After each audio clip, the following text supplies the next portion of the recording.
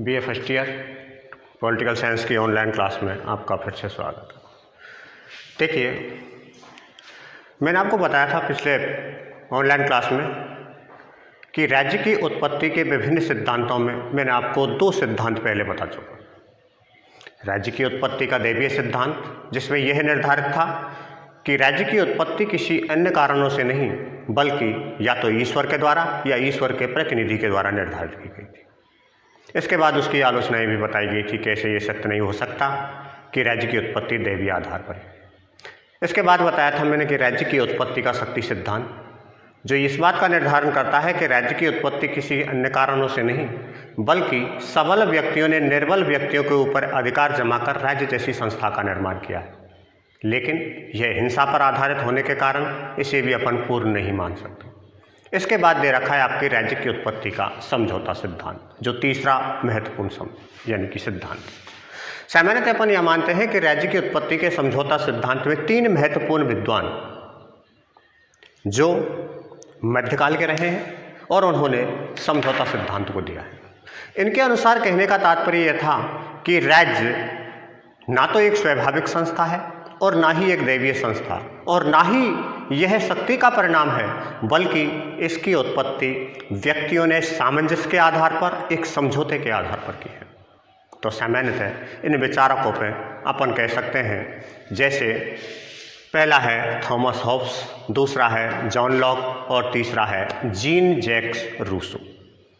इन्होंने समझौता सिद्धांत को अपने मानव स्वभाव से प्रारंभ किया।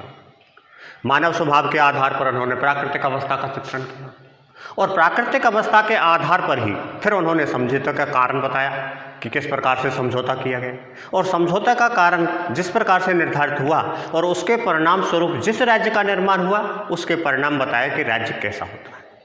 तो सामान्यतः अपन लेते हैं कि राज्य की उत्पत्ति के समझौता सिद्धांत में सबसे पहले हॉब्स का सिद्धांत। हॉब्स के सिद्धांत में सबसे पहले अपन ये कहते हैं कि उन्होंने अपनी पुस्तक लेवियोथन के तहत राज्य की उत्पत्ति का समझौता सिद्धांत दिया और उन्होंने सबसे पहले मानव स्वभाव से इस चीज़ का प्रारंभ किया। मानव स्वभाव के आधार पर ही उन्होंने राज्य की प्रकृति और राज्य की स्थिति और राज्य के निर्माण की रूपरेखा को भी निर्धारित किया कि किस प्रकार से राज्य का निर्माण हुआ है। तो सामान्यतः अपन ये कह सकते हैं कि सबसे पहले था कि हॉब्स का मानव स्वभाव।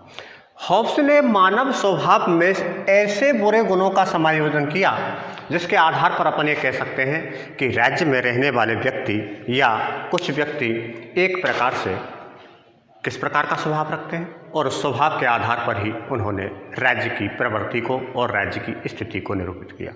हॉब्स के अनुसार मानव स्वभाव में क्रूर, अत्याचारी, निर्दयी और हिंसात्मक प्रवृत्ति को बताया, क्योंकि मनुष्य स्वार्थी होता है और स्वार्थी होने के साथ साथ में अपना यश प्राप्त करने के लिए दूसरों की अवहेलना करता है। हॉब्स ने इस बात का निर्धारण किया कि रहने वाले व्यक्ति या मनुष्य एक प्रकार से स्वार्थी होते हैं और उसमें लोभी, लालची, अत्याचार या क्रूर या हिंसात्मक प्रवृत्ति पाई जाती है। क्यों? क्योंकि वह यश प्राप्त करना चाहता है। तो इस प्रकार से मानव स्वभाव को उन्होंने एक पक्ष रखा, जिसे अपन ये कह सकते हैं कि हॉब्स के अनुसार मानव स्वभाव में क्रूर, अत्याचारी इत्यादि सारे बुरे गुणों का समावेश होता है। अब देखिए, जब मानव स्वभाव इस प्रकार का होता है तो प्राकृतिक अवस्था कैसी हुई? तो अपन सामान्य से ये कह सकते हैं कि जब मानव स्वभाव में क्रूर और अत्याचारी जैसे बुरे गुणों का समावेश होता है तो ऐसी स्थिति में प्राकृतिक अवस्था स्वतः ही हिंसात्मक या अराजकतापूर्ण हो जाती है। हिंसात्मक या अराजकतापूर्ण से तात्पर्य यह होता है कि प्रत्येक व्यक्ति को यह बह रहता है कि वह अपना जीवन सुरक्षित रख पाएगा या नहीं रख पाएगा। तो इसलिए सबसे महत्वपूर्ण चीज़ उसकी जीवन की सुरक्षा के दायित्व को रखा गया था। तो सामान्यतः प्राकृतिक अवस्था हिंसात्मक और अराजकतापूर्ण हॉब्स के द्वारा निर्धारित की गई थी। इसके बाद हॉब्स ने कहा था कि जब मानव स्वभाव और प्राकृतिक अवस्था इस प्रकार की होती है तो समझौते का महत्वपूर्ण कारण क्या है? तो समझौते का जो महत्वपूर्ण कारण है वो उन्होंने ये बताया कि अराजकतापूर्ण यानी वातावरण में या प्राकृतिक अवस्था में व्यक्ति का ना तो जीवन सुरक्षित था और ना ही किसी प्रकार से उसको आगे किसी प्रकार का विकास करने की संभावना थी और ना ही किसी प्रकार की स्थिति थी। तो सामान्यतः अपन ये कह सकते हैं कि किसी न किसी रूप में एक प्रकार से प्रवृत्ति ऐसी हो गई कि जिसके आधार पर ना तो व्यक्ति का जीवन सुरक्षित था और ना ही उसके विकास की कोई संभावना थी। अतः सभी व्यक्तियों ने समायोजन के आधार पर अपनी जीवन की सुरक्षा को बनाए रखने के लिए एक समझौता किया, जिसका उद्देश्य केवल जीवन को सुरक्षित बनाए रखना था।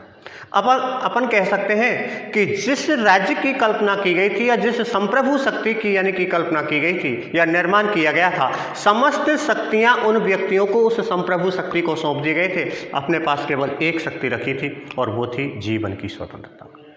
या अपन ये कह सकते हैं कि जीवन की स्वतंत्रता को बनाए रखने के लिए ही एक प्रकार से हॉब्स के द्वारा जो समझौते का सिद्धांत दिया है वो इस बात का निर्धारण करता है कि जीवन की सुरक्षा सबसे महत्वपूर्ण है और इसी के आधार पर यह समझौता हुआ है।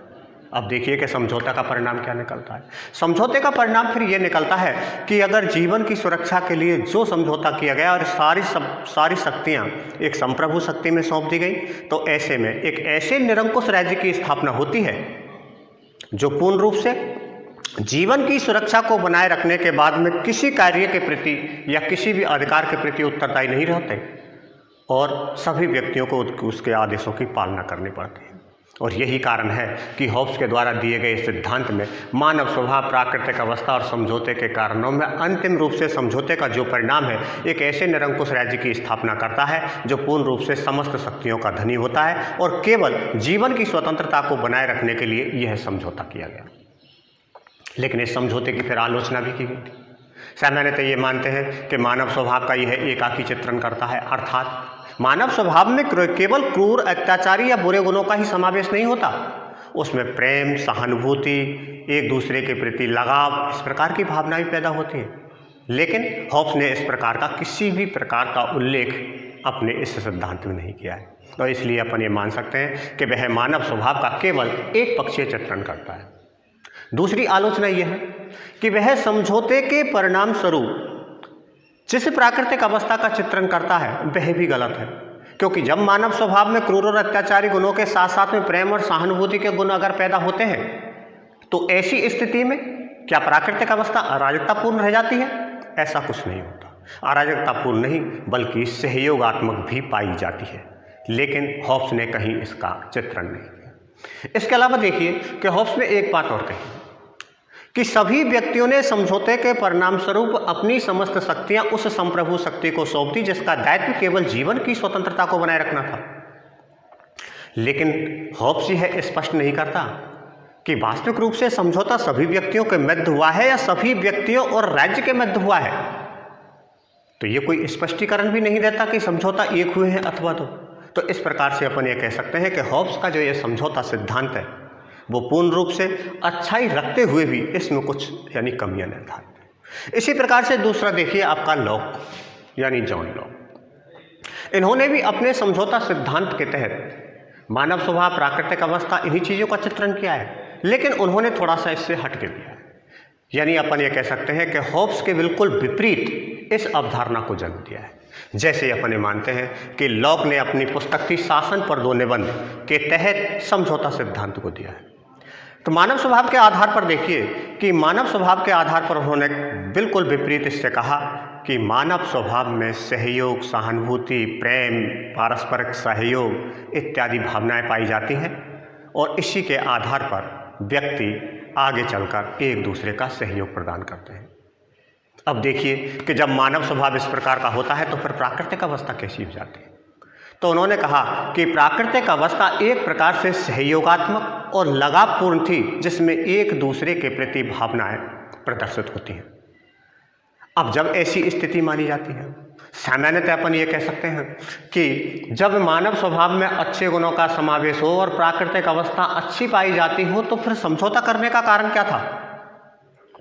तो सामान्यतः उन्होंने अपनी पुस्तक शासन पर 2 निबंध के तहत यह कहा था कि सारी चीज़ें स्पष्ट होते हुए भी, अच्छा वातावरण होते हुए भी कुछ समस्याएं पैदा थी। जैसे कि जीवन, स्वतंत्रता और संपत्ति के जो अधिकार थे वो अस्पष्ट थे, जबकि व्यक्तियों की आवश्यकताओं के लिए या व्यक्ति के विकास के लिए ये अति आवश्यक होती है। अतः उन्होंने समझौता के आधार पर यह बताया कि समझौते के परिणाम स्वरूप एक ऐसे राज्य की या ऐसे संप्रभु शक्ति की स्थापना होती है जिसका उद्देश्य व्यक्ति की जीवन स्वतंत्रता और संपत्ति को सुरक्षित रखना था, और इसी आधार पर समझौता किया गया था। इसके बाद देखिए कि समझौता का परिणाम क्या होता है। समझौते के परिणाम स्वरूप एक ऐसे संप्रभु राज्य की स्थापना होती है जिसके तहत अपन ये कह सकते हैं कि संपूर्ण शक्तियां राज्य के पास में होते हुए भी तीन महत्वपूर्ण ऐसी चीज़ें जो व्यक्ति के लिए आवश्यक होती हैं और राज्य के लिए भी आवश्यक होती हैं, इन तीनों चीज़ों को सुरक्षित बनाए रखने के लिए ही समझौता किया गया है, और परिणाम स्वरूप एक ऐसे सीमित राजतंत्र की स्थापना होती है जिसमें संप्रभु शक्ति के पास में सारी शक्तियां होते हुए भी वह तीन चीज़ों में हस्तक्षेप नहीं कर सकता, जैसे कि जीवन, स्वतंत्रता और संपत्ति। तो परिणाम स्वरूप एक सीमित राजतंत्र की स्थापना। अब सामान्यतः देखिए कि लॉक के इस सिद्धांत की फिर आलोचना क्या हो जाती है कि जिस प्रकार से एकाकी चित्रण या मानव स्वभाव का एक पक्षीय चित्रण हॉब्स करता है, उसी प्रकार से लॉक ने भी मानव स्वभाव के केवल अच्छे गुणों का ही प्रवेश किया है, जबकि मानव स्वभाव में बुरे गुणों का भी समावेश होता है। और जब मानव में बुरे गुणों का समावेश होता है तो प्राकृतिक अवस्था का जिस प्रकार चित्रण लॉक करता है कि यह सहयोगात्मक होती है, सहानुभूतिपूर्ण होती है, तो ऐसा कदापि नहीं हो सकता, क्योंकि जब मानव स्वभाव में अच्छे गुणों के साथ में बुरे गुणों का समावेश होता है तो प्राकृतिक अवस्था वहाँ अराजकतापूर्ण भी हो सकती है, जिसका लॉक चित्रण नहीं करता। इसके बाद देखिए कि समझौते का कारण क्या है।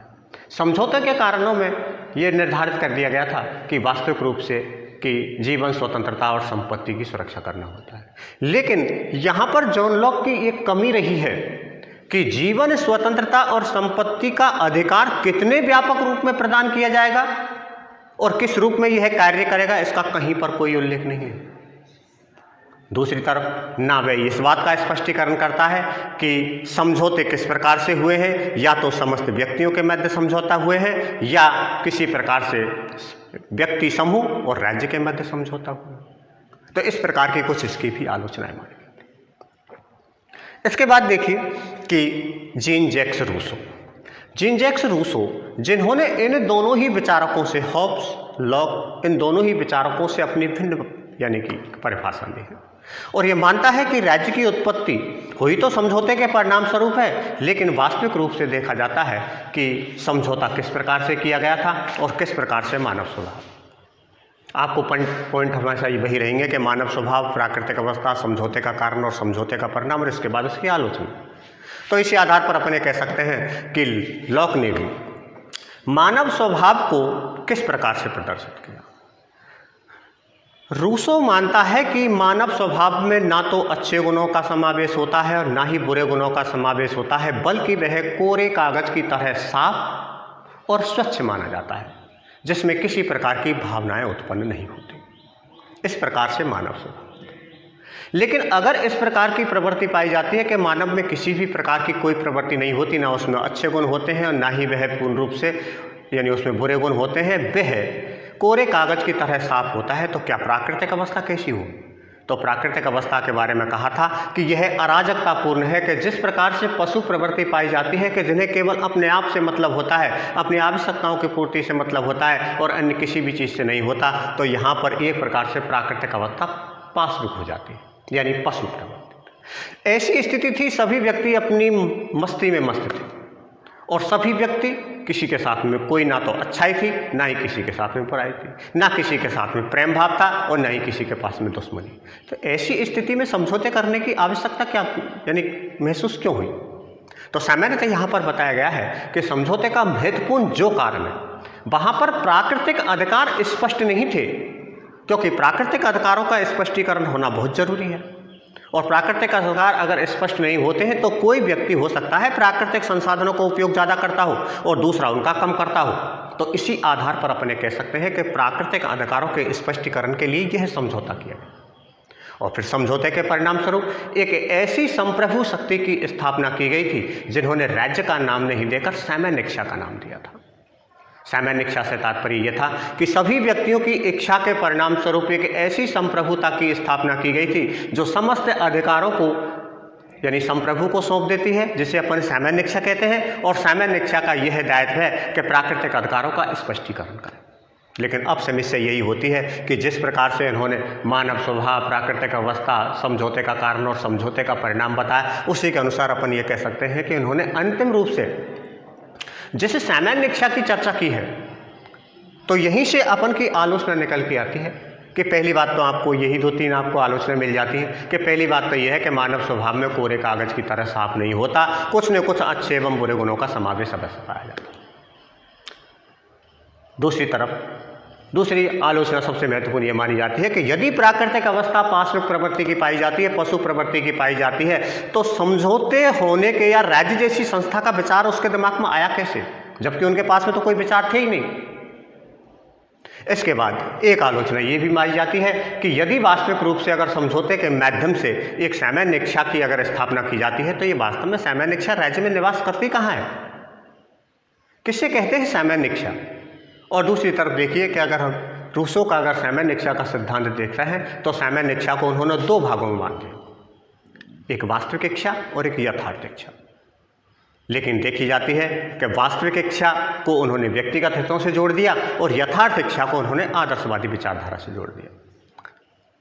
तो सामान्यतः अपन ये कह सकते हैं कि रूसो का जो समझौता सिद्धांत है वो सामान्य इच्छा पर आके टिक जाता है, लेकिन ये स्पष्ट नहीं करता कि वास्तविक रूप से सामान्य इच्छा क्या होती है। तो अपन ये मानते हैं कि राज्य की उत्पत्ति का समझौता सिद्धांत अपने आप में विशेष महत्वपूर्ण तथ्य है, लेकिन फिर भी इनकी आलोचनाओं के आधार पर अपन ये मानते हैं कि राज्य की उत्पत्ति का हो सकता है कि समझौता सिद्धांत में सहयोग प्राप्त हो, लेकिन ऐसा संभव नहीं हो सकता कि राज्य की उत्पत्ति केवल मानव निर्मित के द्वारा या मानव निर्मित संस्था के रूप में हुई हो। इसमें अन्य कारक भी साथ में हो सकते हैं। तो यह है आपका समझौता सिद्धांत। इसके बाद देखिए अगला आपका है जो आपको ऑनलाइन क्लास में दिखाया जाएगा कि राज्य की उत्पत्ति का ऐतिहासिक विकासवाद का सिद्धांत, जो विशेषतः है, जिसकी कोई आलोचना नहीं है और उसे सर्वमान्य माना भी जाता है। तब तक के लिए धन्यवाद।